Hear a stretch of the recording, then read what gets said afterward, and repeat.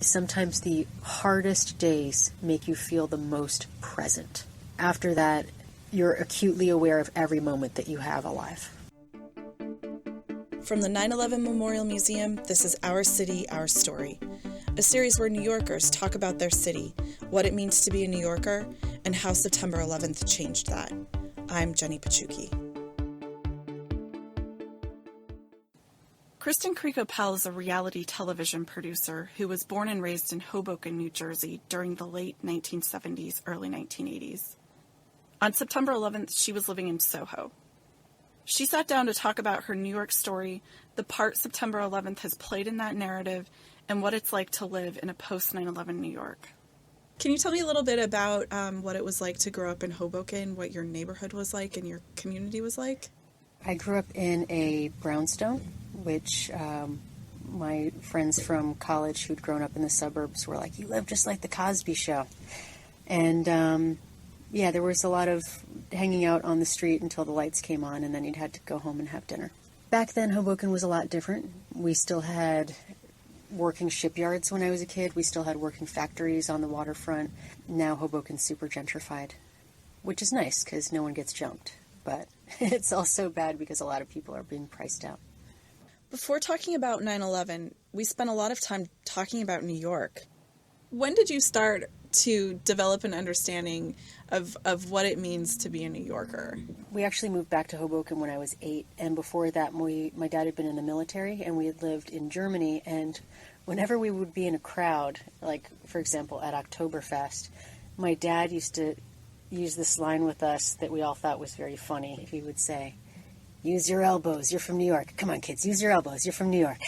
So he'd, send us out in front of him, like these tiny, using our elbows New Yorkers to get through the crowd.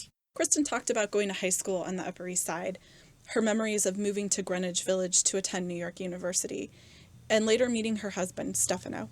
Stefano and I ended up moving in together on Grand and West Broadway.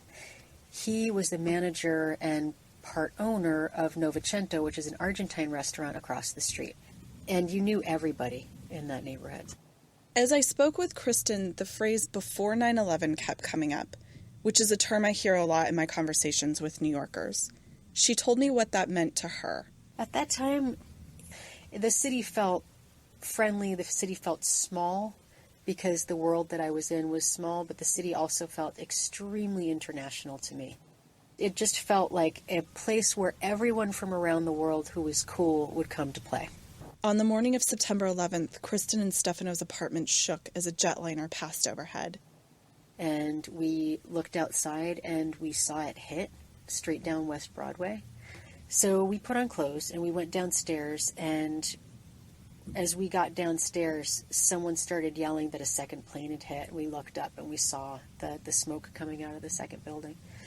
And for some bizarre reason, we started wandering down West Broadway towards the World Trade Center. A lady cop, whose face I will never forget, started yelling, go back uptown, run back uptown."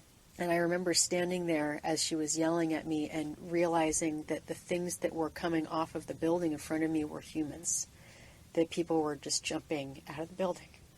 And then Stefano started pulling me, and we started running with a lot of other people further up the block, just running back up to SoHo. And the first building came down, and then the second building came down. And I was terrified because my brother was living, I think, a block away from the World Trade Center, and I thought that he might be dead. Biggest moment I remember is walking back uptown, and, with the building sort of falling behind us, and getting to my building, and I was so upset that I was crying. I thought that my brother was gone, and I got to my house, and he was sitting on my stoop. And he stood up, and I stood up, and we both burst into tears and held each other, and I've never been happier than I was at that moment. As an aside, Cristin's brother, Carl Cricco, would end up joining our staff at the 9/11 Memorial 14 years later. After reuniting with her brother, Cristin's story turned into one of those beautiful examples of how New Yorkers came together for each other. In Cristin and Stefano's case, it was through pasta. Being with a bunch of off-the-boat Italians was actually a godsend that day, because Immediately, they went into the restaurant, into Novecento, which had been closed, and they started making pasta. We put out tables in front of the restaurant. We just started feeding people and providing water and drinks. What are some of your most poignant memories of the city in the time after the attacks? 9/11 was the worst day in New York's history, but 9/12 was one of the best. Like, people really, really came together. From Houston to Canal, I think, was this weird zone, and then from Canal South, it was just closed, right? It felt like living through the Blitz. There's something that kicks in when you see so much death that makes you that really reaffirms life. While the feeling in my neighborhood was a feeling of real warmth and solidarity, the feeling like a profound uneasiness, and when's the next shoe going to drop? Do you think how you think of yourself and how you think of your city has changed because of the attacks? I think that it just cemented how I felt already. I think that being there at 9/11 cemented my New Yorkerness. If you're from Jersey City or from Hoboken or from Queens, the Bronx, like, we all experienced the same thing that day. And it doesn't matter what your zip code is. Like, we're all New Yorkers. Cristin's life changed a lot after 9/11. She says because of 9/11. She and Stefano ended up getting a divorce. She moved back to Hoboken, and she is now happily remarried with 2 kids. When we met, she was just about to visit the 9/11 Memorial Museum for the first time. She hadn't even wanted to come back downtown before. I asked her why she felt ready now. It's hard. I think of all those people. Now I'm ready. I'm ready to go there. I'm ready to remember. I'm ready to look at it. I'm ready to share my side of the story. I feel like enough time has passed. On her first visit, Cristin wasn't sure what she would find, but she had hope that the museum would bring back that feeling of unity and compassion that was so important to her personal September 11th memories. I'm hoping to get a glimpse of that New York that I saw on September 12th. There was so much solidarity and so much love that day, but there was also so many poignant moments. I mean, there was a whole fence, I'm sure you know, there was a whole fence where people would put looking for signs, dads or their moms or their kids, and then people started leaving things on it.